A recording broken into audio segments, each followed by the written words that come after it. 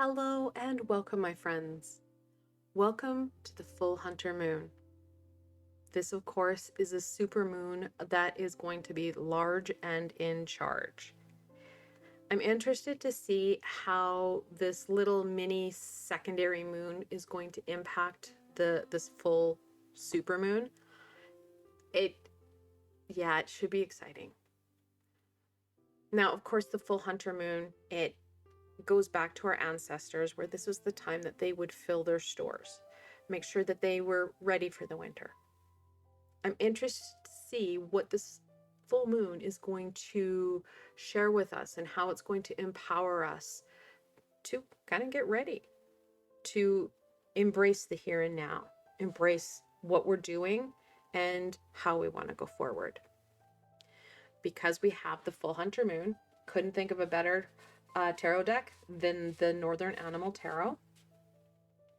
And then I also have it paired with the Everyday Witch's Familiar Oracle.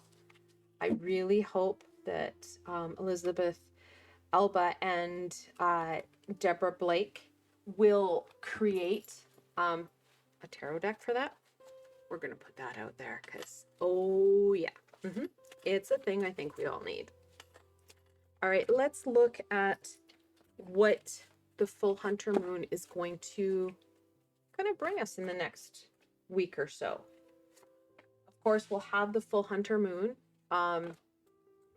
in play, I guess, until Saturday. It rises, oops, we're jumping half the deck. It rises in its fullest on Thursday. And then, of course, as of Saturday, it closes out. And then the fun part is that we kind of step right into a meteor shower. The Oranids, I'm probably saying that wrong, meteor shower comes at its height on Monday. Okay, you can have that card. And that card. Just don't throw them on the floor.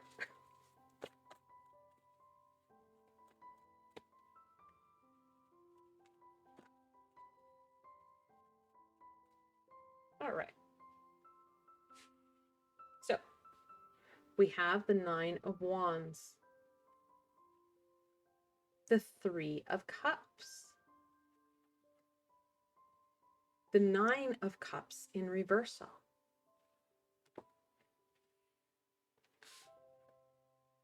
the Eight of Swords in reversal.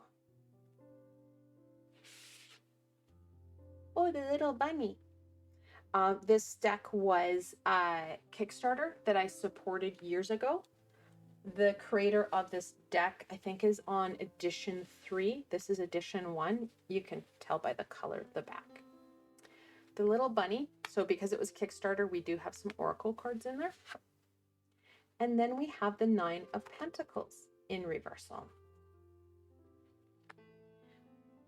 So right away, you can see that there's a lot, there's conflict, there's hurt, and then we have these beautiful nines.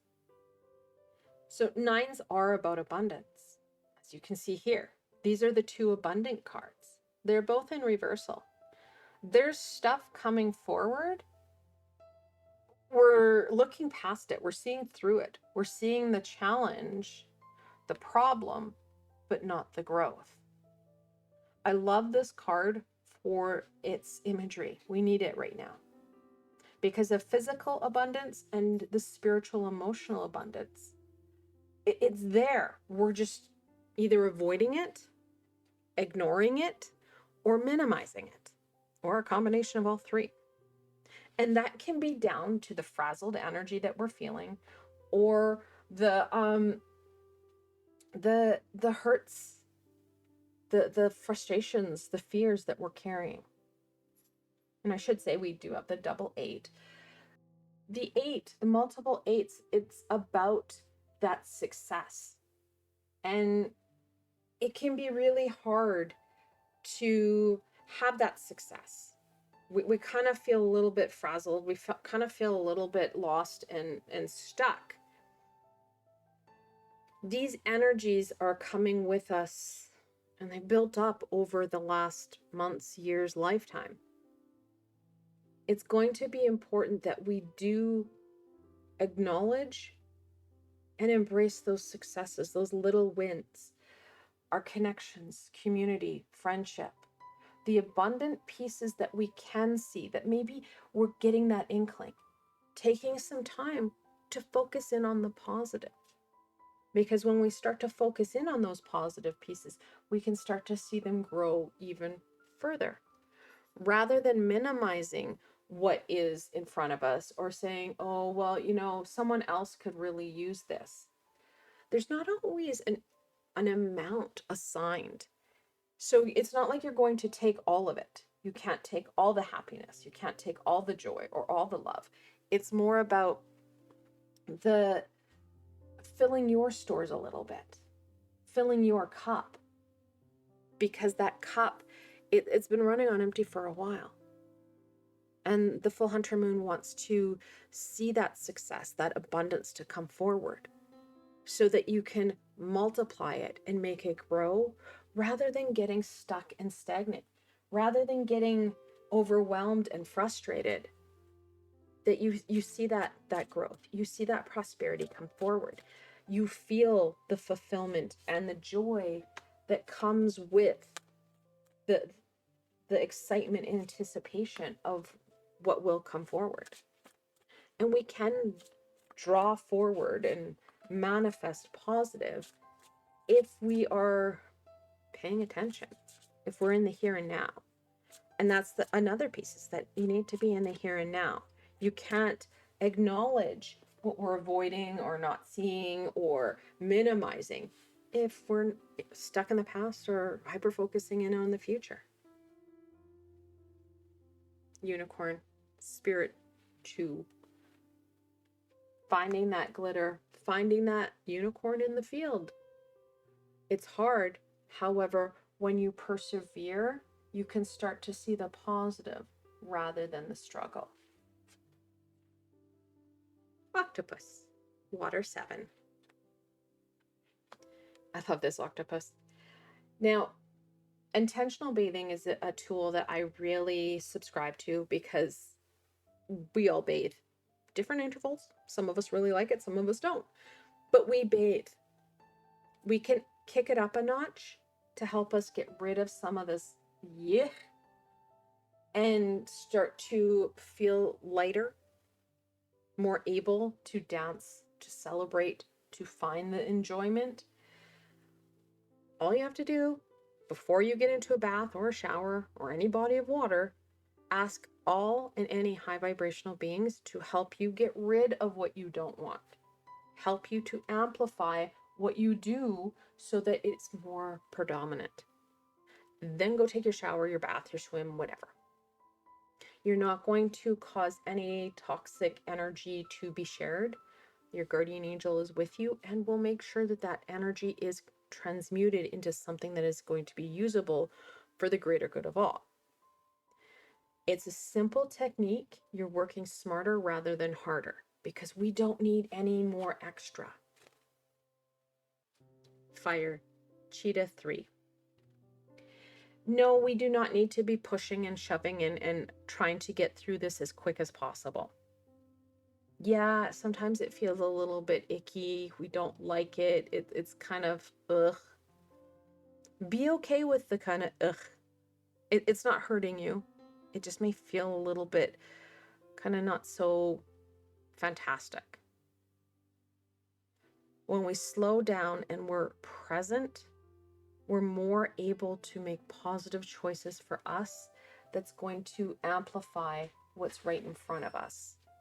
The most important piece, though, is that you do need to slow down because our gut reaction will be to push through it as fast as we can.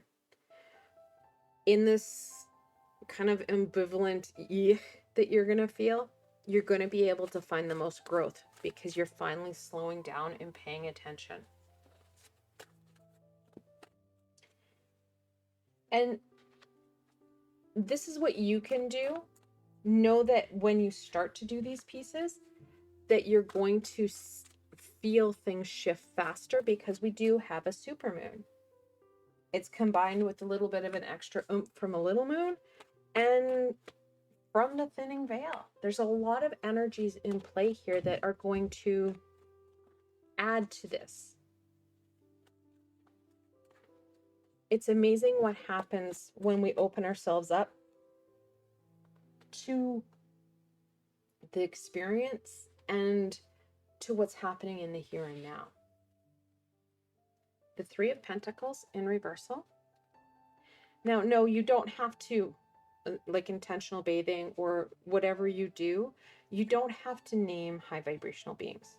You can just leave it open and blank. They will come.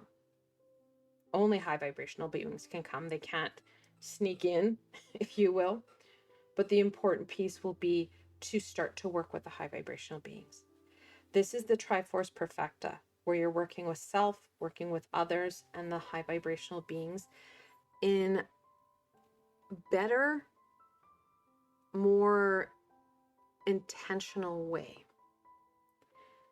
It's amazing how a little bit of intention will go a long way. Working with self, absolutely. Starting to focus in on the positive. Start to release some of the overwhelmed energy. Working with the people around us, again, the community, our family, our friends, using our words, asking for the help that we need. Listening for what they need, for what supports they can support us with. And working with self. Again, probably the hardest relationship that we have, and the one that gets the most beating, is our relationship with ourselves. The Ace of Wands in reversal. The Lovers. The communication. I know everybody sees the Lovers and they're like, ooh, it's a relationship card. Yeah, the relationships I just talked about. That communication. This is the card that usually has the naked people with the trees and the angel on the top. That angel is Archangel Raphael, and it talks about the importance of communication. Communication with self, with others, and high vibrational beings. And note that the high vibrational beings, they can't come in and support us unless we ask. There's very few clauses that allow them to come forward without us asking. And then the Two of Cups in reversal. Now, the Two of Cups is the everyday personification of the Lovers. Communication is all grand and wonderful. It's just that many times we're not bringing it into the everyday. We're not allowing ourselves to open ourselves up, to be open to the information, to the ahas, the empowerment, the fulfillment that is present. We're more caught up in what's not going right, what's happened in the past, the challenges of today, the challenges of yesterday. This moon is really encouraging us to shift our perspectives and our thinking, making things easier for us through communication and through being present. You'll be really surprised at what you can achieve when you are present, when you're listening, and you're speaking your truths. I want to thank you for joining me today and exploring the full hunter moon. I hope this gave you an idea how you can use this moon and this time to your advantage. If you did like this session, please give it a thumbs up and let me know, how are you going to work with the full hunter moon? If you haven't done so, don't forget to subscribe and hit that bell, because I've got a lot more coming forward. You don't want to miss any of it. Additionally, I have a Patreon page. I've provided a link below so you can go check it out, as I have more supports and guidance through my Patreon page. Again, I want to thank you for joining me and exploring the full hunter moon. Take this time for you, because you know that you need it, and you'll thank yourself later. Until tomorrow, my friends.